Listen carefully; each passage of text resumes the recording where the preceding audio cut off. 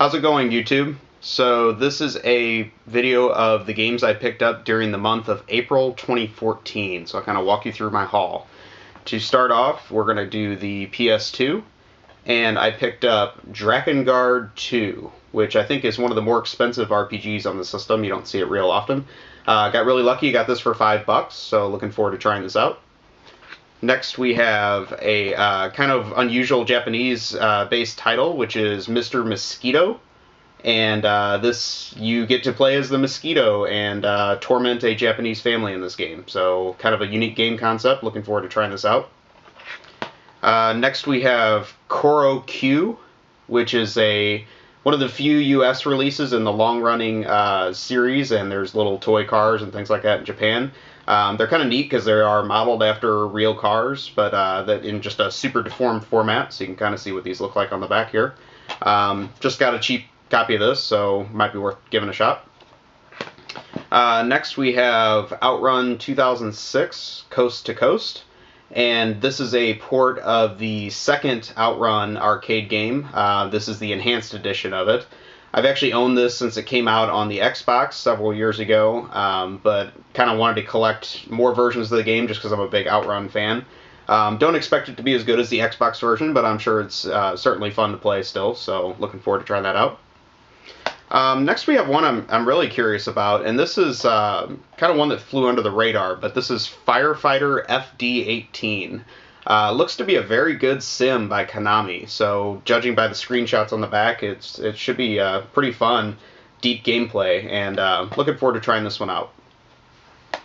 Last month I picked up a GunCon 2, so I needed some games to play with that, and I picked up Ninja Assault, which is a port of the Namco arcade game, which I've actually played in the arcade, and it's very fun, light gun game, so that should be good to give my GunCon some playtime with.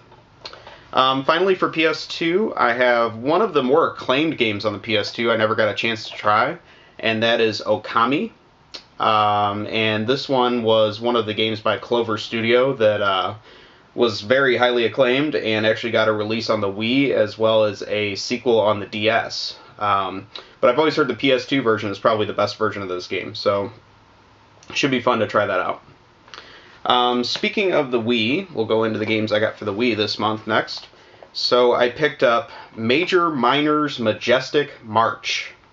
I will probably never play this, but why did I want this? I'm a big fan of the Nana Onsha games, and you might know those better as the Parappa the Rapper and Jammer Lammy series games of musical games for the PS and PS2. And these were featuring the style, the artistic style of Rodney Greenblatt, who did the art for the games. This one I've heard is really bad, but whatever, I got it super cheap, so might as well have it, because I do like the art style of these games. Finally, for Wii, I have Ultimate Shooting Collection, and this is one of the few shoot-'em-ups you can get on the Wii, so it was worth picking up just for that, even though it's not really that great. This features a collection of 3 of the Japanese developer Milestones releases, and most of these saw light on the Dreamcast first in Japan. So we have a collection that features Chaos Field, Karas, and Radio Allergy in this. A cheap way just to pick up at least some shooting action on your Wii. Next system I'm going to go over is the Xbox, and I picked up, first of all, Conquer Live and Reloaded. And I believe this is a enhanced remix of the N64 game, plus some Xbox Live content I will never ever use. But this is one of the most expensive games on the Xbox, so I got it at a decent price. I'm sure it's worth giving a shot.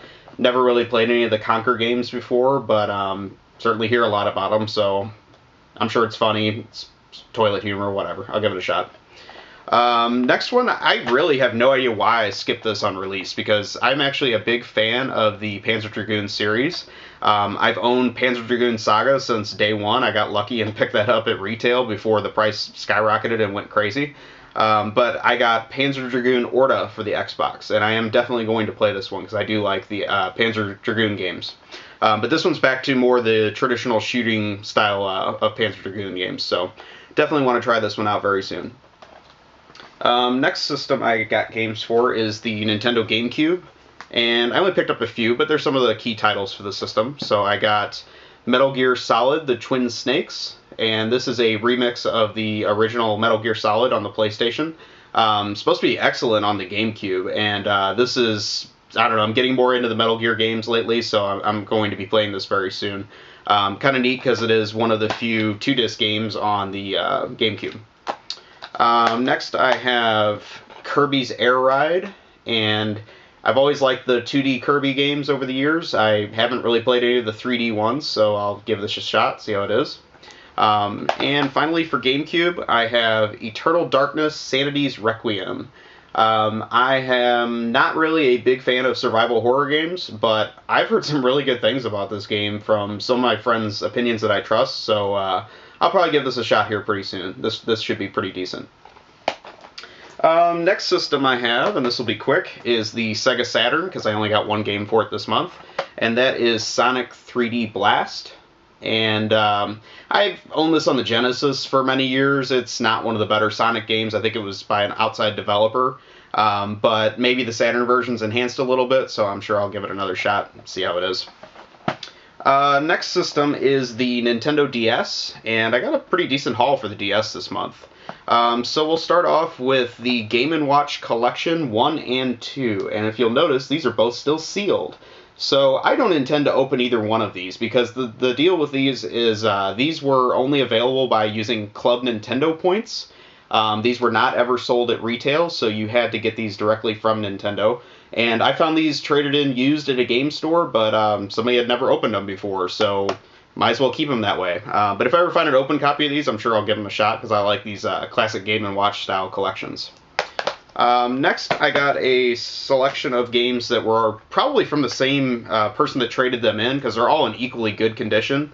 And it's some of the RPGs on the DS. So first of all, we have Chrono Trigger, which is just a port of the classic Super Nintendo game, but it's kind of nice package for the DS.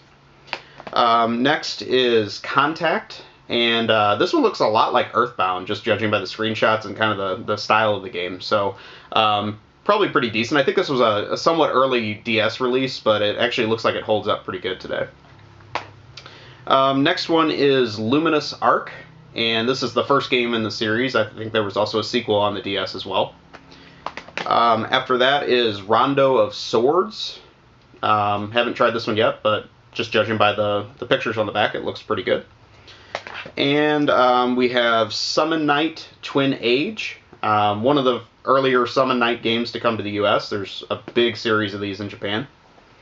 Next one's kind of an oddball title that you definitely don't see often for DS, and that is Korg DS10 Synthesizer Plus. So this is actually the sequel. There's another Korg synthesizer game for the DS as well. And I'm not the most musically inclined person, so I don't really intend to use this very much. But I think this is one that's worth picking up if you see it out in the wild, because I don't think they made very many of these. Next for DS we have Devilish, and I talked last month about how I'm a big fan of this series. I bought the Game Gear version of it last month. This one actually looks like it's pretty much just a straight port of the Genesis release, but that's okay. It's a unique game, and certainly welcome for the DS library to have this on the go. Next one is Metal Slug 7. So this is actually the only way to play Metal Slug 7. There was no arcade release of this game in the series, which is kind of a bummer. But this is a nice package for DS because it came in this nice little slipcase, and it actually has a mini music CD inside with some of the tracks from the game. So definitely a big Metal Slug fan. This should be kind of cool to play, since I skipped it because there was no arcade version of it, but I'll give it a shot now and see how it is. And finally for DS, I have Retro Game Challenge. This is one that I bought the Japanese release of this when it first came out because I was really excited about it. It's a compilation of classic-style NES games, but they were all newly developed for the system, and it's based around a Japanese television show.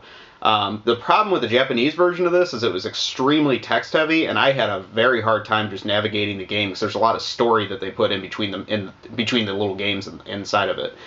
So looking forward to playing this in English because I'm sure it'll be much easier to pick up and play. But Retro Game Challenge, you don't see this very often for the DS. Next system we'll go over is the PlayStation. And I got a decent stack of games for PlayStation 1 this month. So, first of all, I have the very first Tecmo's Deception game.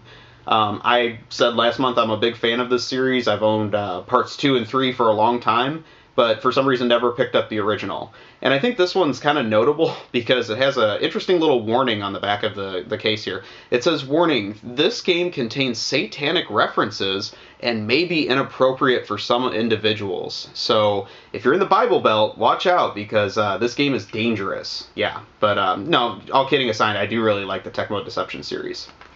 Next, I have again, a first in a long-running series, is the first Bloody Roar game, and these were actually kind of cool fighting games. They had a neat little twist that you don't see, at least you didn't see back then. But this is by Hudson, of all people, which really wasn't known for their fighting games. But I thought it was cool that they made this series branched out a little bit from their more common puzzle-type games they make. Next is one that's a very weird one for PS1, and this is just, I hardly ever see this, but one of the earlier developers for the PS1 was Art Dink, and they made some pretty unusual games for the system, but this one I just picked up because I was curious about it, and so far it's a little tough to figure out, but whatever. It's called Aquanauts Holiday. And just judging by the case here, it's supposed to be a very chilled out type of experience. It's not really a high action game or anything like that. The case encourages you to amplify the Zen experience as the original New Age music deepens your meditation. That is just what I'm looking for in a video game when I play it. Yeah, not really. But whatever. Kind of cool to have. Aquanauts Holiday. Next one. I don't typically buy games disc only. I like to have everything complete if it's a CD-based game at least. But this is one that kind of goes for decent money, and I got it really, really cheap disc only, so I'll try to pick up a case and manual for it. And that is Bust a Groove. This is one of the early music action games for the PS1. There's also a sequel that is equally rare, if not rarer. But yeah, I mean, like I say, I got it really cheap, so whatever. I'll give it a shot. Again, I said earlier I'm not a big survival horror fan, but I picked up this game, which is Dino Crisis as well. Kind of a spin-off of the Resident Evil style games that Capcom made, but with dinosaurs. And this series got several sequels, but I think it got progressively less popular as it went along, and they kind of killed it off. But this game was actually very popular, and I'm sure it holds up pretty decent for a PS1 game. Next one I got is kind of just for rarity purposes. I don't see this game very often at all, and that is International Superstar Soccer Pro 98. Oh, that's a tongue twister. This is the ISS series is very, very popular in Europe and Japan, but in America, not so much. So this was one of the earlier ones to get a US release, and as a result, not many people bought it here. But whatever, I'm not really into soccer, but definitely bought it for the collection just to kind of have it. I am a big fan of puzzle games, as I've said before, and for some reason this is one I never owned. I've played it multiple times over the years. Not super rare or anything like that, but kind of neat to have is Tecmo Stackers for PS1. Just a simple, like, Puyo Puyo type game, but it's pretty fun. There's a lot going on with the animation and everything like that in it, so it's neat. Next one is a game that I've actually owned before. I bought it when it first came out and for some reason traded it in, and now I'm buying it back.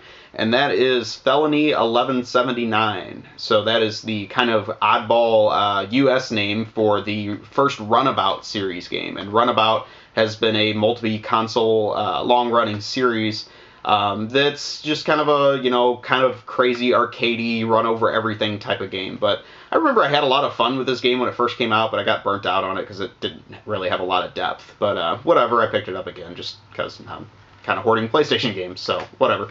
The next one I got, I don't really intend to play this one, but it was one of the late-release budget titles that actually has pretty cool artwork, and that is Robo Pit 2. From this front cover, you'd think this is a pretty neat game, but I don't know if you can see the back here, but actually it looks quite terrible. It looks like, I don't know, I guess like a 2D mech fighting game or something like that, but yeah, whatever. Just got it cheap. And finally, for PS1, I got Tall Infinity, which is yet another puzzle game for the PS1, and it was a budget title also. Kind of a unique concept, but not really something I probably will play a whole lot. The next system I have is the Sega Genesis, and I only picked up a few games for Genesis this month. I got Micro Machines, which this game saw ports on many platforms, but actually the Genesis one is one of the better ones. I do recommend this. This is a fun top-down racing game, so if you like games like RC Pro-Am, you would love this. The next one is No Escape, and this is a crappy movie game, but it is actually one of the rarer games on the Genesis. And the next one is a complete copy of The Adventures of Batman and Robin. This was actually a Sega first-party developed game, I believe, and it's in really nice shape, especially considering it's one of the late paper box release games. But it's complete. It's a nice shape, so I got that up at a decent price too.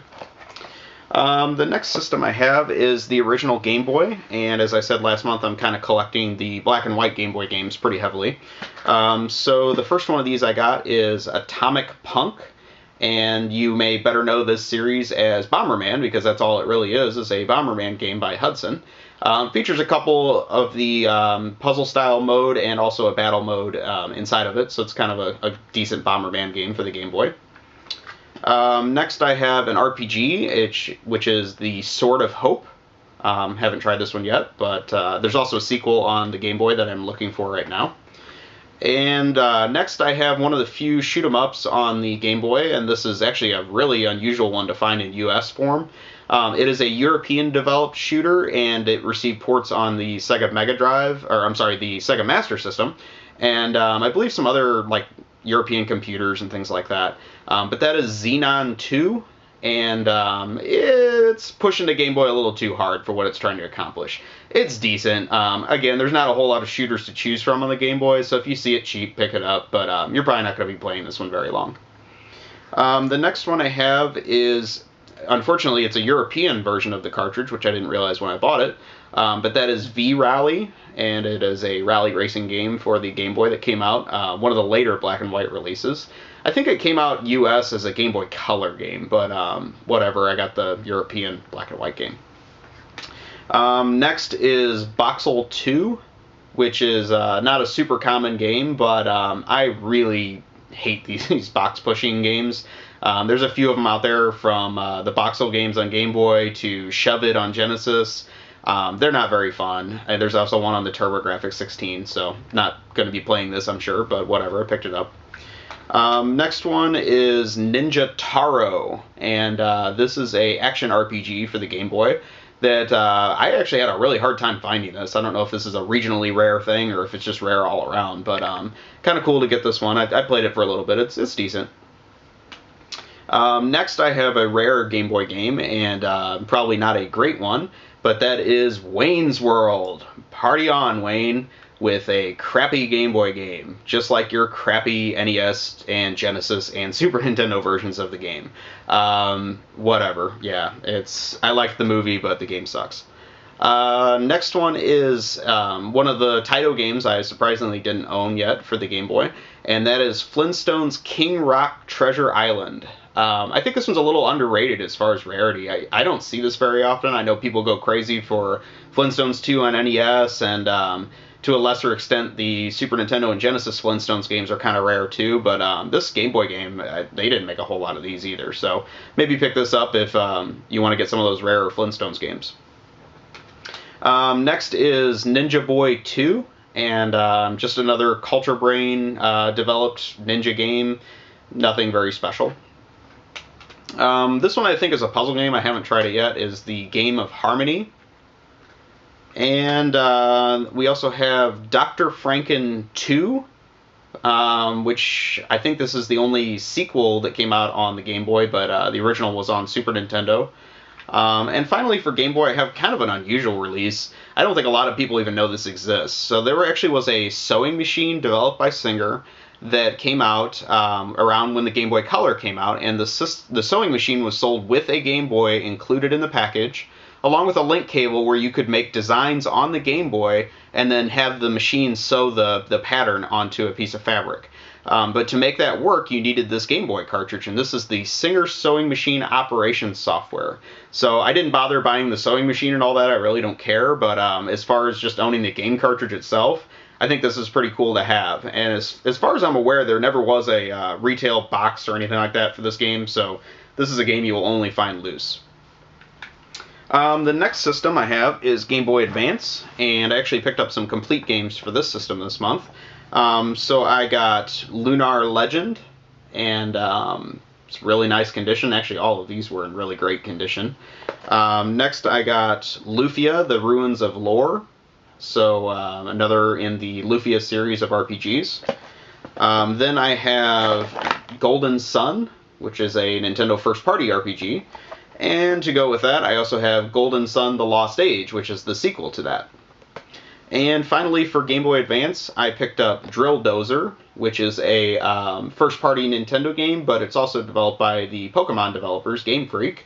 I don't really think this game did too well, but they actually made a lot of copies of this. This was a game that kind of sat on clearance racks for a long time, but whatever, you don't see it as much now, so it was kind of nice to pick up a complete copy of this. The next system I have is the Super Nintendo, and I only got a few games for Super Nintendo this month. I am kind of actively collecting Super Nintendo, but it was a slow month. So I picked up Joe and Mac, the first one. This is a port of the arcade game Caveman Ninja, and this got a multi-platform release on several systems. Next is Dream TV, which is by the obscure developer Trifix. Not very good, but probably one you don't see real often on Super Nintendo, although nobody really seems to care. Next I have Batman Returns by Konami. And then we get into two pretty good releases. Both of these are Capcom games for the for the Super Nintendo that I needed. And first of these is King of Dragons. So this is a port of the arcade beat 'em up. It's quite good. And finally, this was my big splurge of the month, but this is a game that everybody's been pretty hot on lately. I think it kind of flew under the radar for several years, but this is one that's definitely increasing in value pretty quick, and that is Demon's Crest. So a really beautiful game starring the Gargoyles Quest character, if you've played Gargoyles Quest or Gargoyles Quest 2 on NES. But Demon's Crest for Super Nintendo, this was a cool find this month. Alright, so the last system I picked up some games for this month was the Sega Dreamcast, and I actually had a pretty good month for Dreamcast finds this month. So the first one of these is Power Stone, and believe it or not, I didn't own Power Stone. I never have bought this. I did buy the sequel whenever it first came out, and I really wasn't that impressed with it, so I'm willing to give it another shot now. I don't know, I think there was just too many good Dreamcast games coming out at the time, so now maybe I can look at it with a fresh perspective, but I'm looking forward to trying this. It's very arcadey, fun action, which is the type of stuff I usually like. So got the original Power Stone, which is a great find for Dreamcast. Next, I have Spawn in the Demon's Hand. This was one of the Capcom releases also for Dreamcast, and this is actually, I think it shares the same game engine as Heavy Metal Geomatrix for Dreamcast, which I've owned for several years. Kind of a fun, like, arena-style shoot 'em up type game, but yeah, it's should be pretty neat arcade-style game as well. Next, we have Virtua Athlete 2000, and this was a Sega first-party game, actually developed by Sega, but they were releasing so much of their own software during the Dreamcast age that they actually took a pass on this one for the US market. So they gave it to a third-party developer, AgeTech, to publish in the US. Next we have Daytona USA, and this is a version of the arcade game, but it also has some online features for Dreamcast that obviously you can't use anymore. But the graphics in this are a little bit kind of whatever, just because I think they were trying to keep the frame rate up for the online experience. So it's okay. I mean, I would prefer to play like some of the more arcade style ports of this game rather than this one. I think it's better on other systems. Next we have Plasma Sword, Nightmare of Bilstein, and this is one of the Capcom fighters that was one of the earlier ones on the system.